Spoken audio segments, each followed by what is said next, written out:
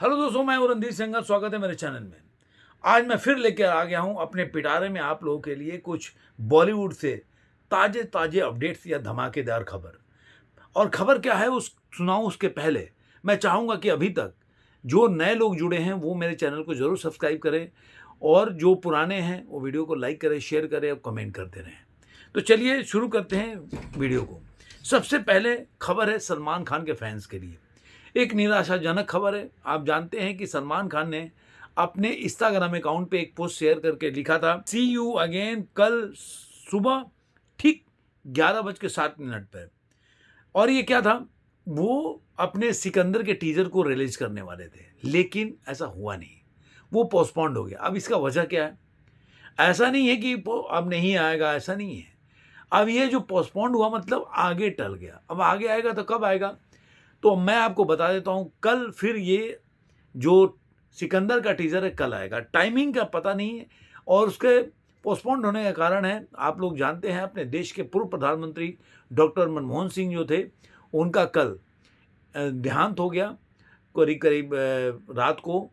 तो इसकी वजह से काफ़ी जो बोल सकते हैं कि भी तो पूरे देश में 7 दिन का शोक है, और लोगों ने अपने रेस्पेक्ट में इस चीज़ को उन्होंने टाल दिया। तो ये खबर थी सिकंदर से लेकर।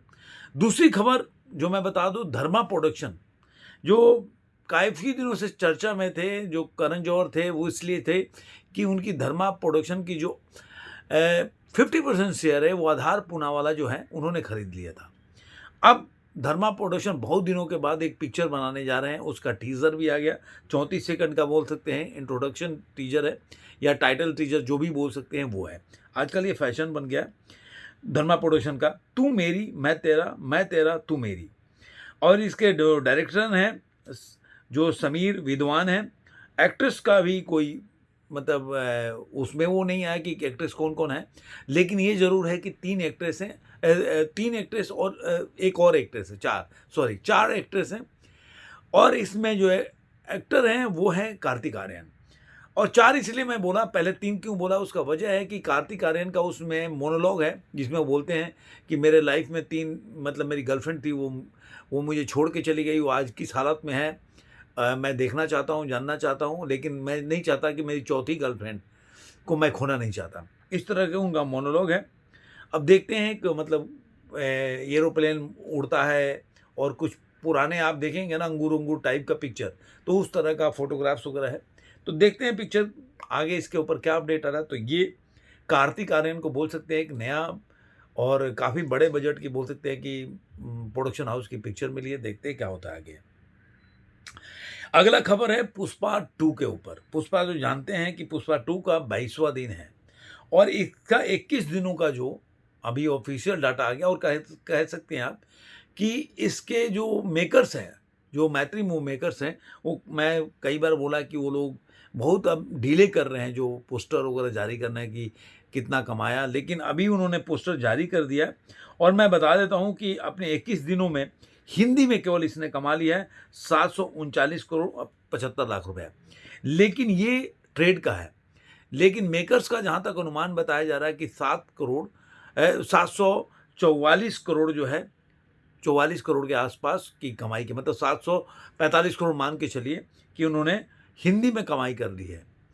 और ये मतलब 21 दिनों का है, तो 22 दिन में मान लीजिए, मुझे लग रहा है कि ये मूवी जो है 800 ईजिली क्रॉस कर जाएगा, ऐसा मुझे लग रहा है कि 2-4 दिन में ऐसे ही, जैसे कि कल 9 करोड़ का कमाई हुआ था, तो अभी वीकेंड भी आ रहा है। देखिए कल से वीकेंड शुरू हो जाएगा, तो देखते हैं वीकेंड में कितना कमाई करती है। तो इस तरह से पुष्पा जो है वर्ल्ड वाइड के कलेक्शन उन्होंने पोस्टर जारी किया है वो 1705 करोड़। ये 21 दिनों में सबसे फास्टेस्ट बोल सकते हैं, इंडिया का सबसे ज़्यादा फास्टेस्ट 1700 करोड़ के क्लब में जाने वाला है। अब ये बोलने की ज़रूरत भी नहीं, क्योंकि एक ही पिक्चर है बाहुबली, लेकिन वो लाइफ टाइम का 18 कुछ का कमाई है। वो कमाई को पीछे छोड़ पाते हैं कि नहीं, वो देखने वाली बात है। एक और है कि उन्होंने रिकॉर्ड है, नेपाल में सबसे ज़्यादा 24 करोड़ और 75 लाख रुपए कमाने वाली पहली इंडियन पिक्चर है। इसके अलावा बेबी जॉन का जो दूसरे दिन की कमाई है, पुष्पा ने अपने 21वें दिन के कमाई में रिकॉर्ड उसको तोड़ दिया। पुष्पा ने जो है वो 9 करोड़ के आसपास कमाई किया अपने 21वें दिन में, और बेबी जॉन ने 3.5 करोड़ के आसपास। तो डबल से भी ज़्यादा कह सकते हैं कि इसने अपने 21 दिन में कमाई की है। दूसरा उसके बाद वो खबर है, चौथा खबर है बॉबी देओल के ऊपर है। आप लोगों को पता होगा कि बॉबी देओल का जो मूवी है ये डाकू महाराज। अब मैं तो बड़ा सा वो था कि पिक्चर पता नहीं, आज कंगुआ के बाद थोड़ा निराश हो गया। मैं ये भी मानता हूँ कि बॉबी देओल जो है पिक्चर चुनने में थोड़ा-सा मुझे लग रहा है कि उनका चयन प्रक्रिया सही नहीं है, उनका कैसे चुनाव कर रहे हैं कि रोल भी नहीं हो रहा है। एक तो नेगेटिव कैरेक्टर कर रहे हैं और दूसरा उनका रोल भी उतना पावरफुल नहीं है। लेकिन जो डाकू महाराज के जो बॉबी हैं, जो डायरेक्टर हैं, उन्होंने इस पे विराम लगाते हुए ये बोला कि उन्होंने काफ़ी बातें शेयर किया बॉबी देओल के बारे में, लेकिन उनमें एक बात बोला कि जिस तरह से एनिमल में पावरफुल रोल है, उसको मैं फिर दोबारा क्रिएट करूँगा बॉबी देओल के रोल के साथ। मैं मतलब बॉबी देओल को वेस्ट नहीं करूँगा, बॉबी देओल के कैरेक्टर को इस तरह से बनाऊँगा कि आपको एनिमल की याद जो है ताज़ा हो जाएगी।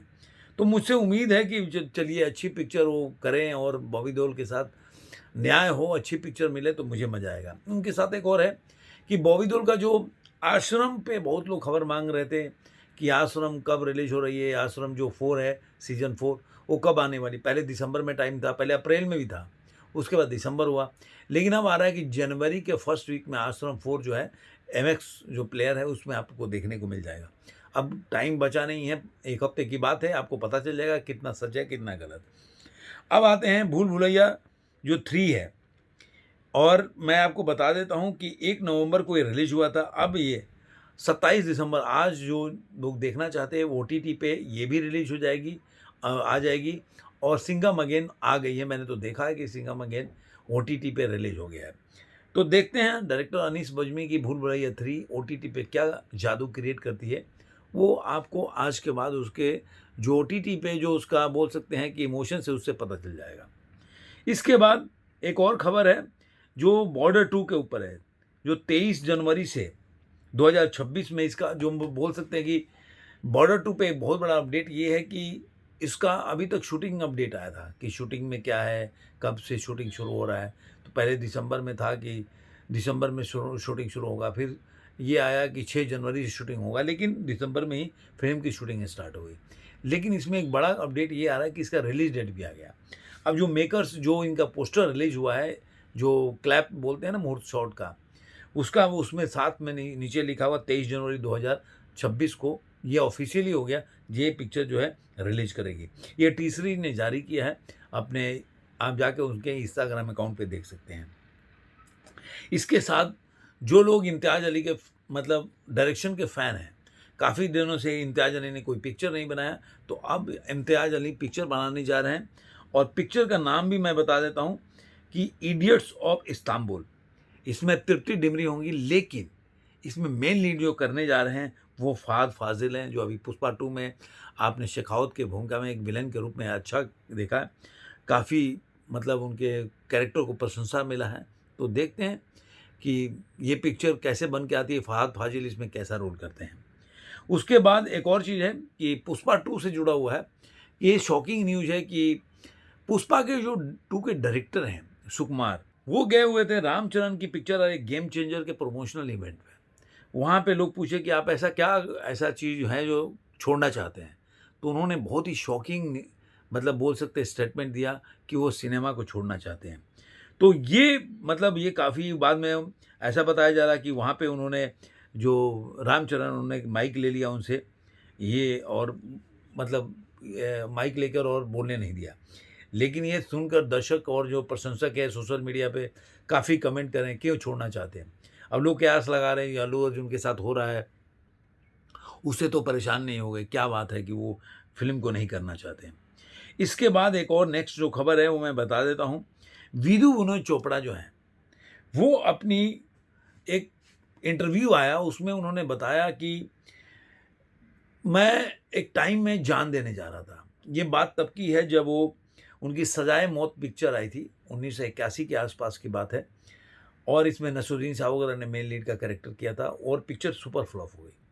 जिसकी वजह से वो इतना मतलब निराश हो गए कि वो एक हाईवे पे जाके खड़े हो गए, जहाँ पे बसें आ रही थी, गाड़ियाँ आ रही थी, जा रही थी और वो कूदना चाहते थे। लेकिन उन्होंने बोला कि फैमिली के प्यार और जो भी रिश्ते नाते हैं उसको ये छोड़कर वापस आ गया। उस समय बोले खामोशी लिख रहा था मैं। तो अभी देखते हैं विधु विनोद चोपड़ा की और कौन-सी पिक्चर है। एक और खबर है जो मैं बता दूँ, केआरके, जी हाँ, केआरके। ये स्पेशल मैं लास्ट में बताना चाहता था केआरके के बारे में। अब केआरके के बारे में मैं ये बताना चाहता था, केआरके एक ऐसा एक्टर है, जो ना एक्टर है, ना प्रोड्यूसर है, ना क्रिटिक्स है। उसकी पिक्चर जो देशद्रोही आई थी, सहारनपुर का रहने वाला व्यक्ति है, वो कैसे-कैसे दुबई पहुँचा, वहाँ कुछ पैसे कमा लिए उसने। अब वो क्रिटिक्स हो गया है। पहले एक देशद्रोही पिक्चर बनाया, उसके बाद क्रिटिक्स हो गया। और जिस तरह से वो क्रिटिक्स करता है, देखिए फ़िल्म का क्रिटिक्स करना, आपका देखने का नज़रिया अलग है, मेरा देखने का नज़रिया अलग है। मैं भी कई बार क्रिटिक्स जो होता है, मैं फ़िल्म का अगर उसको रिव्यू करता हूँ तो मैं मतलब अगर ओवरऑल बोल दूँगा कि मतलब हाँ, ये पिक्चर है एज़ ए हीरो नहीं लगता मुझे। लेकिन उसकी पूरी पर्सनैलिटी का बखिया उधेड़ना हर दूसरे का, ये केआरके का काम है। अब मिक्का सिंह वो गए थे ललन टॉप के इंटरव्यू में। तो वहाँ सौरभ द्विवेदी ने सवाल पूछा केआरके के ऊपर कि पहले से आप 3 साल 10 साल पहले से इनका चल रहा है कुछ ना कुछ केआरके के साथ। अब केआरके का सबके साथ चलता है। बीच में सलमान खान के पीछे पड़ गया था। मुझे तो ऐसा लगता है कि इसको कोई आदमी इसके साथ दुर्व्यवहार करता है तो ये अपनी प्रसिद्धि पाने के लिए सब करता है, क्योंकि मिका ने भी यही बोला उस इंटरव्यू में कि वो जब तक उसके साथ दुर्व्यवहार नहीं होता तो वो सोचता है कि एक सीढ़ी आगे बढ़ गया। इसलिए वही ऊट-पटांग बातें अब सलमान खान के बारे में बोलेगा। तो उस इंटरव्यू में बताया कि कैसे कपिल शर्मा जो थे वो गए उसके घर पे, उनको लेके गए, बगल में रहता था उनके। तो लोग बोलते थे अरे यार किसके बगल में ऐसी-ऐसी बातें करता है, तो उनको घर पे लेके गए और उन्होंने उसके साथ दुर्व्यवहार भी किया। लेकिन फिर भी मैं मानता हूँ कि केआरके एक ऐसा है, मोटी चमड़ी का गैंडा आदमी है कि उसको मतलब हर आदमी के साथ, अभी मान लीजिए सनी पाजी की पिक्चर बोलता है फ्लॉप है, तो किसी के लिए बोलेगा सनी पाजी अब नहीं चल सकते हैं। अरे तुम्हारी हैसियत क्या है यार भाई, तुम हो क्या चीज़? तो पहले क्रिटिक आप बोल दो कि सनी पाजी की, जैसे मैंने बोला बॉबी देओल अच्छे पिक्चर चयन नहीं कर रहे, उनको चयन करना चाहिए। नहीं, किसी को वहाँ लगेंगे हीरो मटेरियल नहीं है तो मैं बोल दूँगा राजकुमार अब हीरो मटेरियल नहीं है। एक्टर हो सकता है, लेकिन आप बोलिए कि स्टार मटेरियल वो नहीं मैं मानता। चाहे आयुष्मान खुराना हो, ऐसे कितने हो। एक स्टारडम अलग चीज़ होता है कि स्टार के मतलब लुक्स के लोग नकल करते हैं, वो डिफरेंट चीज़ हो गया। चाहे वो मिथुन चक्रवर्ती का स्टारडम था कि लोग हेयर स्टाइल से लेकर चलने का, बोलने के स्टाइल का नकल करते हैं, तो वो चीज़ अलग होता है। अमिताभ बच्चन का था, विनोद खन्ना का था, तो इस तरह का स्टारडम संजय दत्त का था अपने टाइम पे। ये चीज़ें एक अलग लेवल की चीज़ होती है, वो बोलना अलग चीज़ है। लेकिन किसी के बोलना ये तो डबल ढोल की है, तो ये है, फलाना है, ढिमका है, तो ये केआरके का काम है। तो ये कुछ चीज़ें थी आप लोगों के साथ शेयर की। आपको ये वीडियो कैसा लगा ज़रूर कमेंट में बताइएगा। फिर मिलेंगे ऐसे किसी वीडियो में। आज के अंक में इतना ही।